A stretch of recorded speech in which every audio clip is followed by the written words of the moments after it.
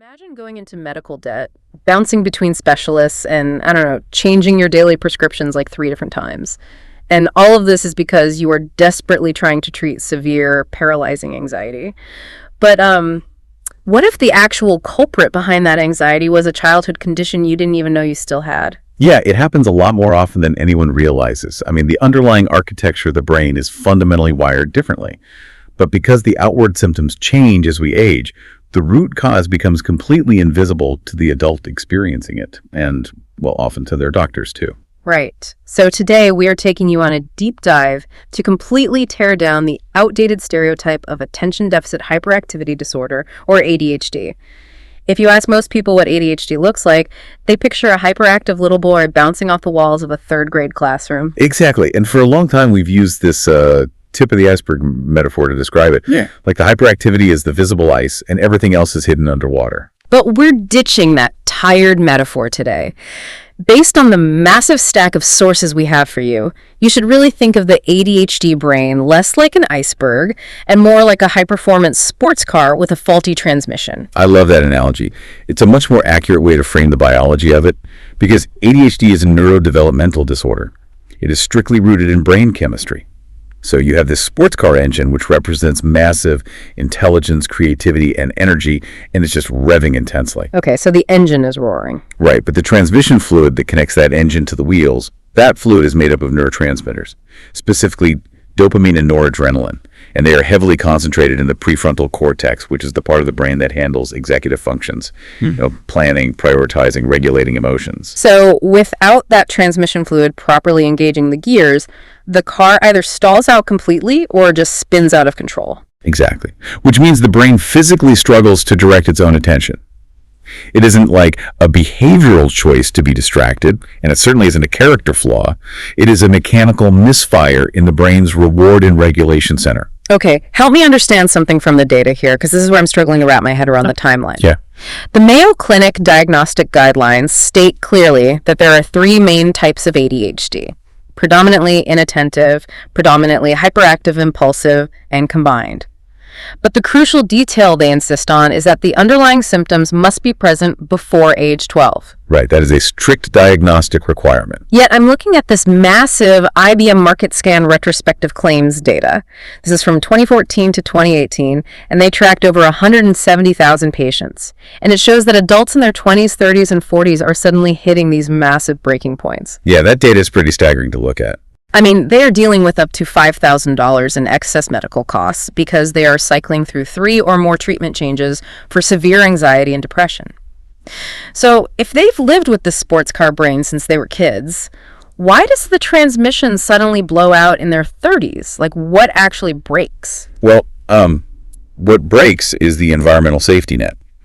When you are a child, your prefrontal cortex doesn't really have to do all the heavy lifting because your environment provides an external transmission for you. Oh, right, like your parents waking you up. Exactly. Teachers tell you exactly what to do and when to do it. The school bells regulate your time. You essentially have a highly structured, externally managed life. You're just along for the ride. Right.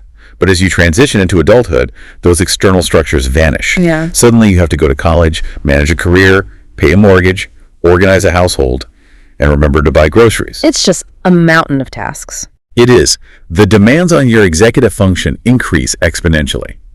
And the brain, which already lacks the chemical infrastructure to self-regulate, just gets completely overwhelmed. The adult starts dropping the ball on everyday tasks, and they start feeling like a failure. Which leads to the stress. Yeah, chronic stress sets in, and biologically that chronic stress forces the nervous system into overdrive, which leads directly to the massive spikes in clinical anxiety and severe depression we see in that IBM data. I mean, up to 32.2% of the adults in that study had those comorbidities. Wow. And that severe anxiety is what finally drives them to the doctor. But because the doctor only sees an exhausted, anxious adult sitting quietly in an examination room, they just treat the anxiety, missing the underlying ADHD entirely. Exactly, especially because the physical hyperactivity we associate with childhood ADHD morphs as the brain matures. That biological shift. Yeah, and the comprehensive research we reviewed from clinical studies in the Arab world captures this shift beautifully. As patients grow, the physical need to run around often turns inward. It becomes mental restlessness. So they might look totally calm on the outside, Right, the adult might be sitting perfectly still, but internally, their mind is like an engine revving in neutral, just constantly churning through thoughts, worries, and impulses. And the collapse of those safety nets, along with that desperate internal attempt to hold everything together, is exactly why the diagnostic gap between men and women is finally starting to close, right? Oh, absolutely. Because our sources point out that for decades this was viewed as a boy's condition. But for women, societal expectations and basic biology create this perfect storm where the symptoms are actively hidden from view. It really comes down to how society conditions us to process struggle.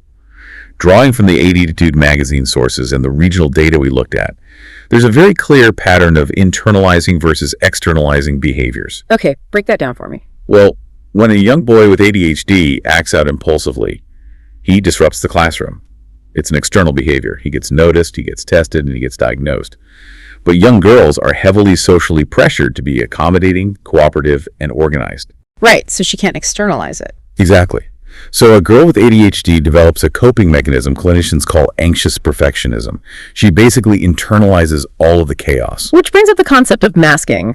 Masking is this exhausting daily mental effort a person puts in to hide their executive dysfunction so they don't look messy or incapable to the outside world. And it takes a massive toll on them. Yeah, I picture a woman masking her ADHD like a smartphone.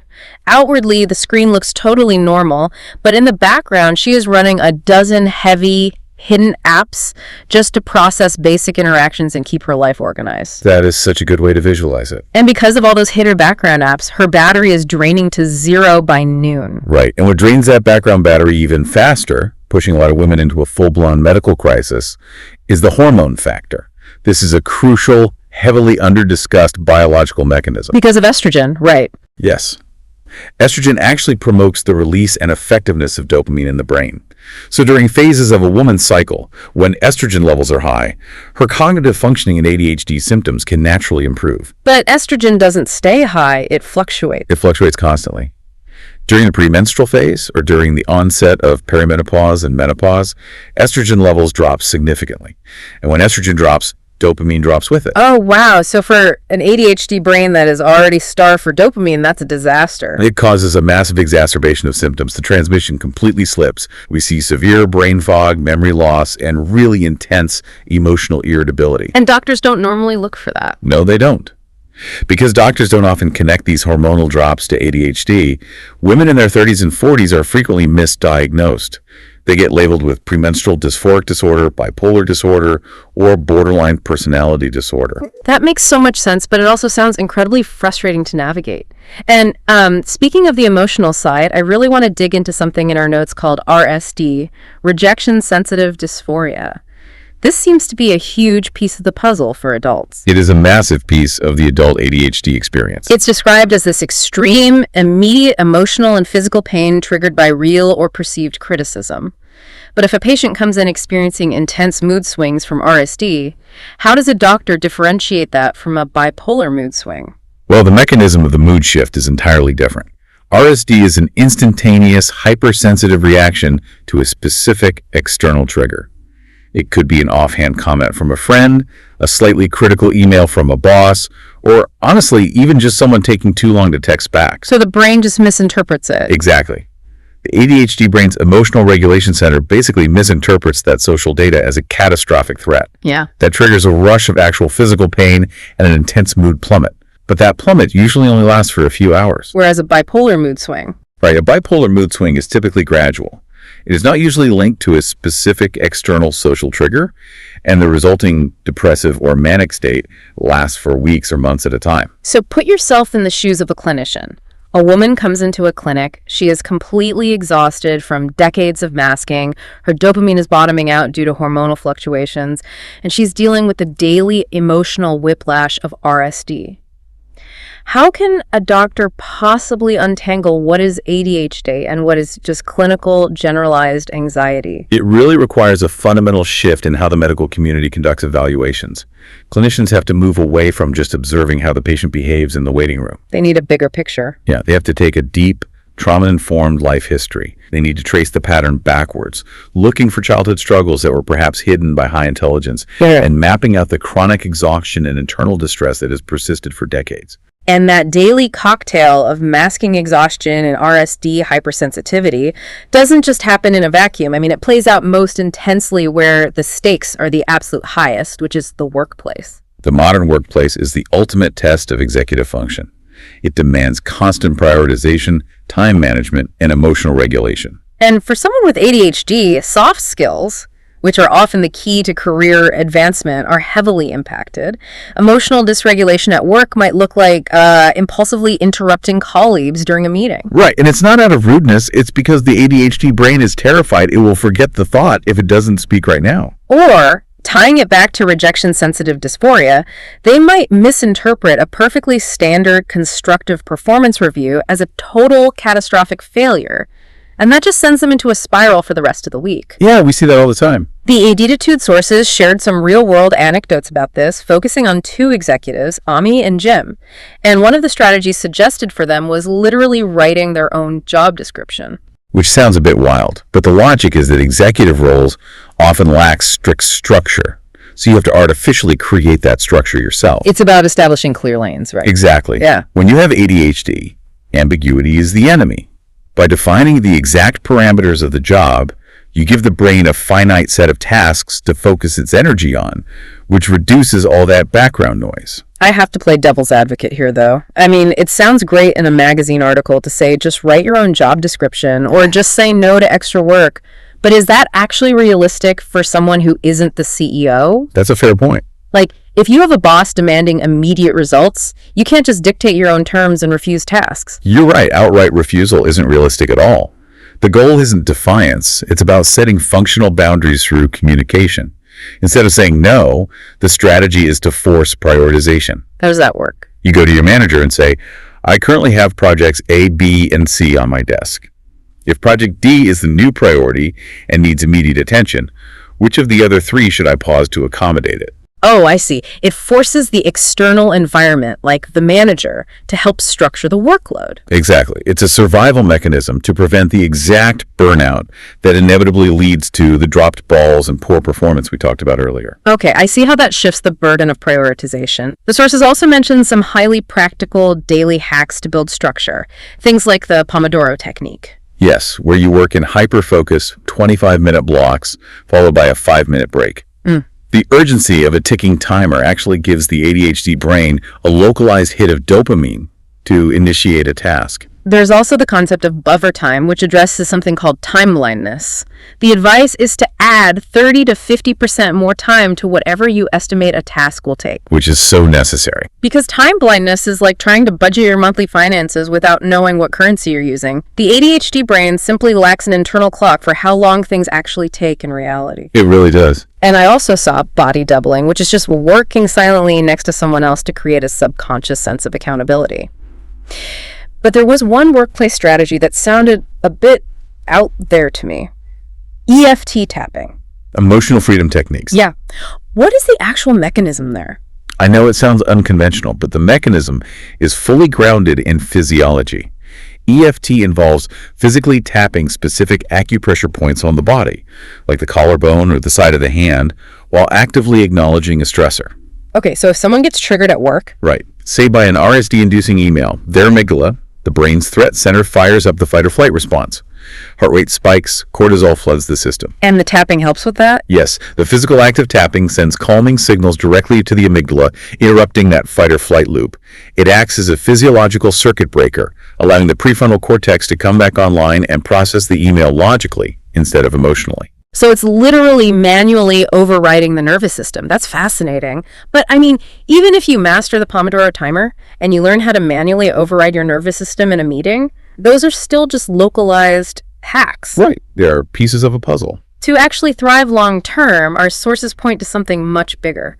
The global standard for care is rapidly shifting toward a systemic, multimodal treatment approach. Multimodal is the absolute key. It means recognizing that you can't just throw a pill at the problem. And you also can't just use planners and timers to out-organize a chemical deficit. It requires combining medication with targeted behavioral therapies. What does that look like on the medication side? Well, stimulants like methylphenidate or amphetamines work by directly increasing the dopamine and noradrenaline in the brain. They effectively repair that faulty transmission we talked about. But the notes also mention alpha agonists. How do those fit in? Alpha agonists are a fascinating piece of the multimodal puzzle. They were originally designed as blood pressure medications to relax blood vessels. But researchers found that in the brain, they actually quiet the hyperactive physiological fight or flight response. Oh, interesting. So while stimulants help with focus, an alpha agonist physically prevents the heart-pounding panic associated with emotional dysregulation and RSD. It basically gives the brain a fraction of a second to pause before reacting. Okay, so the medication handles the chemistry, but the sources also bring up evidence-based coaching, specifically mentioning the trans-theoretical model, which sounds like a very heavy textbook term. What does that actually mean in practice for someone trying to get their life organized? The trans-theoretical model is simply a framework for understanding a person's readiness to change. An ADHD coach doesn't just hand you a calendar. They assess where you are mentally. Like, are you ready to do the work? Exactly. Are you still denying there's a problem? Are you ready to take action but don't know how? The logic is that you can't force organizational strategies on a brain that is still in the contemplation phase. That makes total sense. A coach works with the brain's current reality. For example, a core tenet of ADHD coaching is, if you can't start a task, the first step is too big. Wow, that is profound. Isn't it? It completely changes the narrative from I am lazy to this specific task lacks sufficient structure. Coaches also help clients separate emotional overwhelm from structural overload. What's the difference? Overload is a mathematical reality. You simply have too many hours of work and not enough hours in the day. Overwhelm is the emotional paralysis that happens when your executive function crashes. By separating the two, you can actually solve the structural math problem without beating yourself up emotionally. I think of the combination of medication and coaching like wearing glasses. Medication puts the glasses on your face so you can finally see the words clearly, but coaching is actually learning how to read the book. You really need both. That's a perfect analogy. And what is incredibly encouraging is seeing how this multimodal systemic understanding is spreading globally. I was looking at the research from the Middle East, and there is a massive push in Saudi Arabia right now with the Eshraq Society, the Saudi ADHD Society. Yes, they are doing amazing things. And they aren't just like translating Western medical pamphlets into Arabic, right? They are building entirely new, culturally adapted programs. They are doing incredible work in localized care. The Eshraq Society has developed specific initiatives like Azir for youth support and peer counseling, Razine for professional development in the workplace, and Takarub to support parents. That's a huge step forward. It is. They have actually adapted clinical practice guidelines to fit the specific nuances of Saudi society. And we see similar strides in Egypt with the SIPO initiative integrating behavioral support in schools, and in the UAE with multidisciplinary clinics like the American Center for Psychiatry and Neurology offering deeply integrated care. What really caught my eye in that regional data was the ASRS-5 AR. That's the Arabic version of the adult screening scale for ADHD. They pointed out that cultural indicators like difficulty relaxing or intense procrastination are massive red flags for adult ADHD in the region. Yeah, that's a brilliant insight into how environment shapes symptoms. Help me connect the dots here. Why are those specific behaviors such strong indicators in that culture? Well, in highly structured societies with immense expectations around family duty, professional success, and social decorum, acting out impulsively or being physically hyperactive as an adult is culturally unacceptable. So the ADHD brain masks it. But the dysfunction is still there. Exactly. The executive dysfunction still exists. So when an adult in that culture faces a massive multi-step task, their dopamine-starved brain physically cannot initiate it. Culturally, this looks like severe procrastination or laziness, but neurologically, it is task paralysis. And what about the difficulty relaxing? The internal mental restlessness we discussed earlier manifests as a complete inability to relax, even during downtime, because the brain's engine is constantly revving. Now, if you're listening to this right now and thinking, oh wait, I have trouble relaxing too and I procrastinate all the time, does that mean I have ADHD? What is the dividing line? The dividing line is the level of impairment and the chronicity. I mean, everyone procrastinates occasionally and everyone feels stressed. Right. But if your inability to initiate tasks is threatening your livelihood, if your inability to relax is causing chronic insomnia and burnout, and if this has been a persistent pattern since childhood that requires immense, exhausting effort to hide, that is when it crosses the line from a universal human experience into a neurodevelopmental condition that requires support. Which brings us to the most important takeaway of this entire deep dive. If there is one thing you remember from our journey today, is that having this knowledge, understanding the mechanisms of your own brain, is the ultimate shortcut to self-advocacy. It really is life-changing information. We've covered a massive amount of ground today. We completely shattered the childhood stereotype of the hyperactive little boy. We explored the hidden, battery-draining exhaustion of female masking and the severe impact of hormonal drops. Which is so crucial for proper diagnosis. Right. We looked at the raw physiological reality of rejection-sensitive dysphoria in the boardroom, and we mapped out how multimodal treatments are fundamentally changing lives from the US to Saudi Arabia. Understanding the engine of the ADHD brain changes how you view yourself, and it changes how you grant grace to the people around you. And to leave you with one final provocative concept to chew on, we have to look at a term sourced directly from those Arabic clinical surveys: hyperfocus. Oh yes, hyperfocus. Throughout this discussion, we have spent a lot of time talking about deficits, dysfunctions, and challenges. But once an ADHD brain is properly understood, structurally supported by coaching, and chemically balanced by medication, an amazing phenomenon occurs. Wow. The exact same mind that struggles to remember where it put its car keys can lock onto a complex problem, enter a state of intense, sustained hyperfocus, and generate wildly creative, out-of-the-box solutions that a neurotypical brain might never even conceive of. So it leaves us with something really profound to ponder as you go about your day. Is ADHD merely a deficit to be managed? Or once we look past the stereotypes and understand the mechanics, is it actually a uniquely powerful operating system that society is only just beginning to learn how to harness? Next time you see someone struggling with focus, just remember how much raw power is waiting under the hood. Thanks for diving deep with us today.